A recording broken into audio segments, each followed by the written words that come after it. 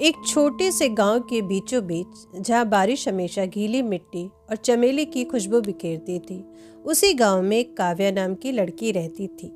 एक दोपहर जब मानसून के बादल आसमान में नाच रहे थे, तो उसने पुराने कुएं के पास कीचड़ में कुछ चमकता हुआ देखा। यह एक बीज था, लेकिन आम या नीम के बीज जैसा नहीं। उसने ऐसा बीज कभी नहीं देखा था। यह चमकीले सिक्के की तरह चांदी जैसा था और एक मधुर धुन गुनगुना रहा था। काव्या दौड़कर अपनी दादी लीला के पास गई, जो बरामदे में सूखी मिर्चें छांटने में व्यस्त थी। देखो बा, काव्या ने अपनी मिट्टी से सनी हथेली आगे बढ़ाते हुए कहा। लीला ने अपना चश्मा ठीक किया और पास झुक गई। चांदी के बीच से कोमल गर्म रोशनी निकली, जिससे बरामदे की परछाइयां उछलने कूदने लगी। लीला मुस्कुराई। उसके चेहरे पर आश्चर्य का भाव था, क्योंकि उन्हें एहसास हुआ कि ये धरती का कोई साधारण उपहार नहीं है।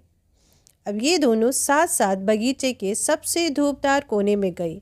काव्या ने उपजाऊ काली मिट्टी में एक छोटा साफ सुथरा खड्डा खोदा, जबकि लीला ने बारिश के पानी से भरा तांबे का घड़ा पकड़ा हुआ था।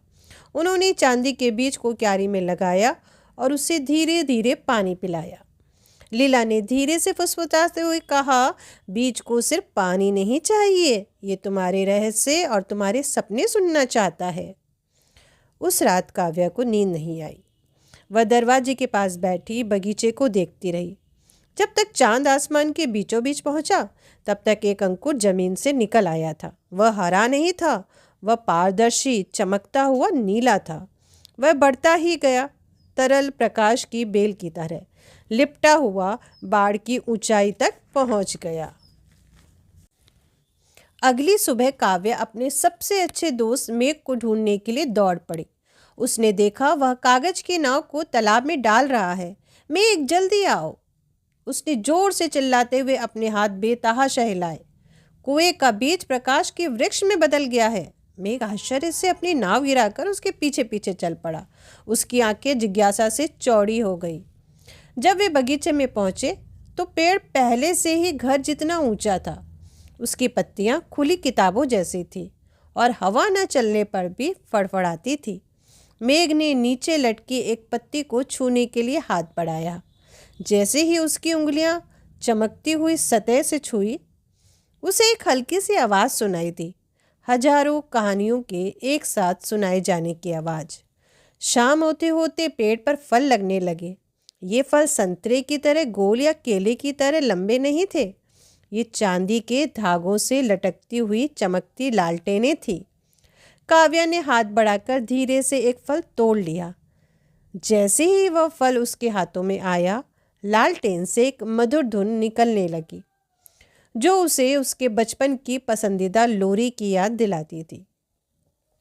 लीला बरामदे के झूले पे बैठ गई और उस पेड़ को पूरे गांव को रोशन करते हुए देखने लगी। यह वाणी का पेड़ है, उसने धीरे से समझाया। जब कोई पवित्र हृदय वाला व्यक्ति इस बीज को पाता है, तो इसमें खाने के फल नहीं लगते, इसमें कहानियाँ उगती है जिन्हें साझा किया जा सके।